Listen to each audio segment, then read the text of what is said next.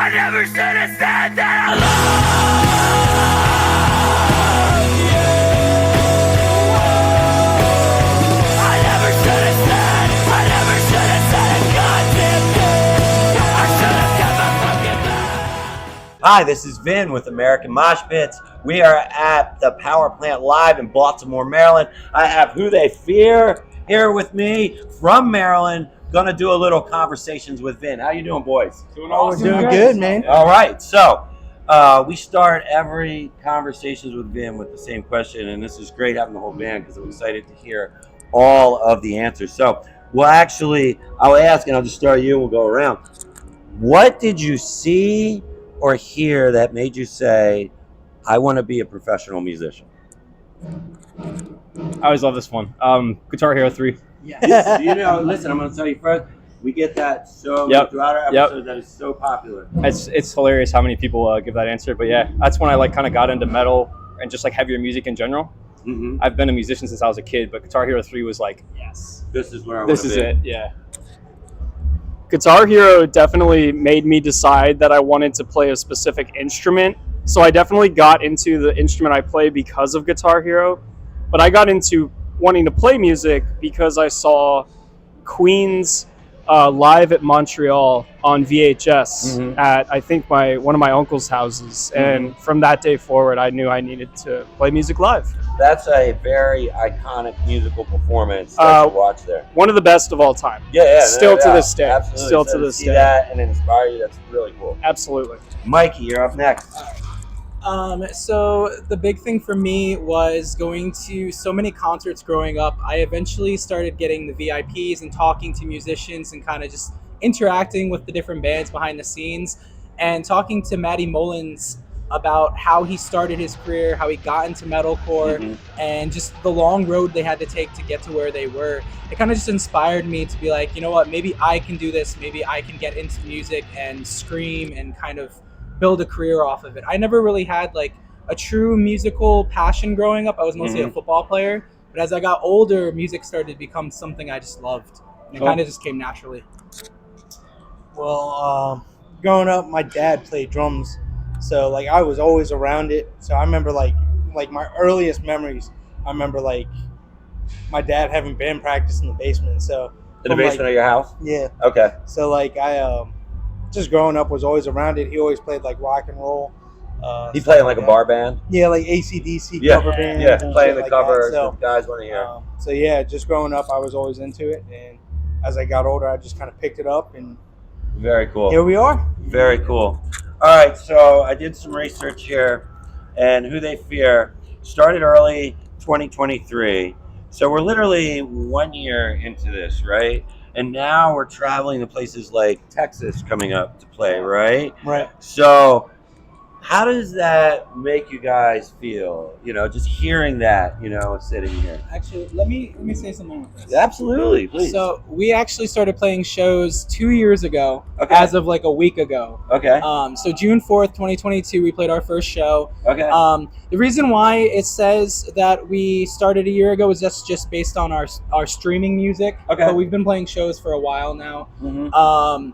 And the big thing that kind of created the tour was just having connections and kind of being like, you know what, we've played enough of local shows. It's time to get out on the road and kind of just do something different for once. Yeah, but how does it make you feel to hear that? I mean, I'm way more excited for the tour than I am like any of these normal shows, if I'm being honest, because, you know, I've never been to Texas for any type of music, anything. So being able to play 3 different locations with 6 different bands on them, and they're going to be all packed out at these like big national venues. It's crazy. I never thought I'd be doing it. Does anyone else want to tell me how they feel when they hear that? Yeah. Okay, here we go. Yeah, I think it's pretty surreal.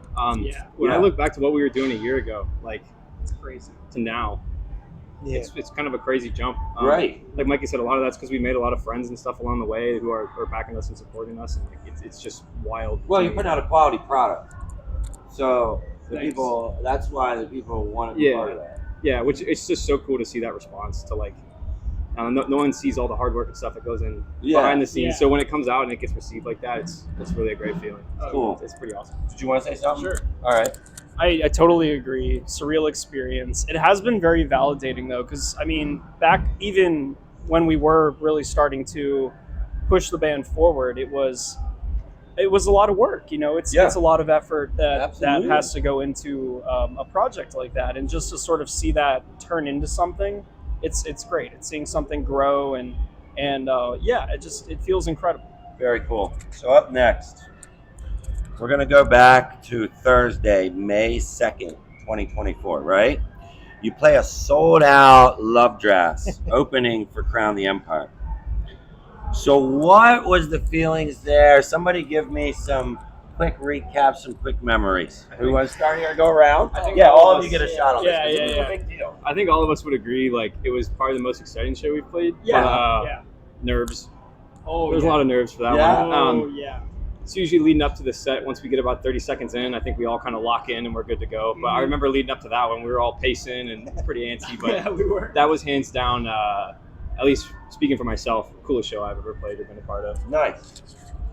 I was so giddy that day because it was an insane feeling. But the moment we saw the line for the VIP section stretching, right? no, that was the moment for me where I was like, oh, This is man, real. this This is a real this deal. is real. Yeah, so That's like you pulling in the parking lot.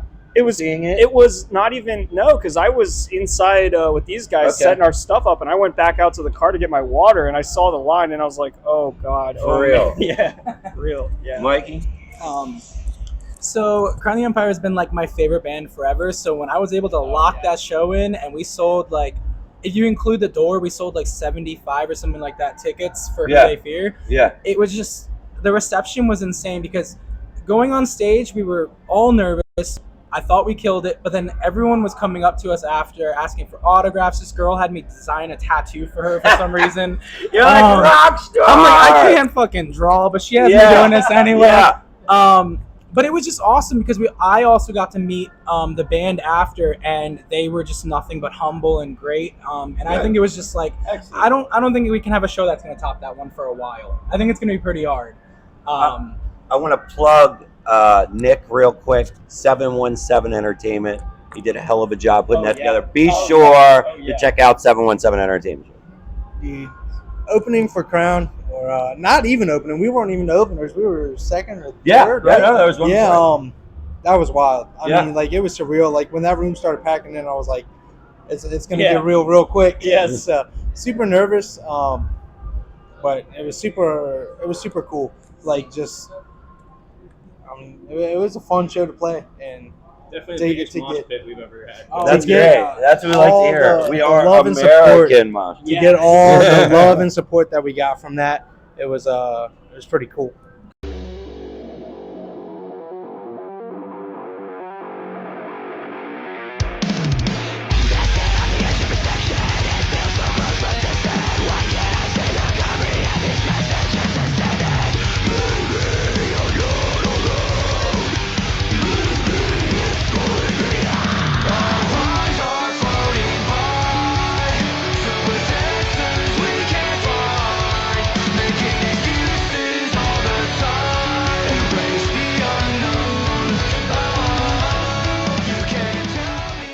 Cool.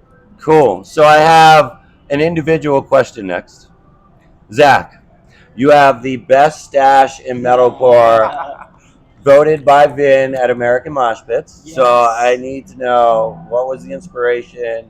And you said it's been over a year, right? Yeah. So Is it really it that actually long? started. It was a really dumb thing I did, just kind of as a joke at my job. I just showed up one day with a mustache, as a joke, and everyone was just like, "What?" But I kept it for a while, and then I was thinking about getting rid of it. My girlfriend was like, "Nah, I kind of like it. Like, you should keep it." Mama speaks. And then here we are. Like, it's been like a little over a year, this stash now, and now it's like I see myself without it, and I just think I look so funny. So Nice. it's here to stay. Dude, It's I remember fucking- seeing pictures. Like, I'll look back at a picture of you without it. I'm like, who is that guy? Yeah, Who is that guy, right? Another guitar. Yup. All right, y'all. This is horns up time. This is a great time sitting with Who They Fear at the Power Plant Live, Baltimore. Tonight's show presented by Dark Collection.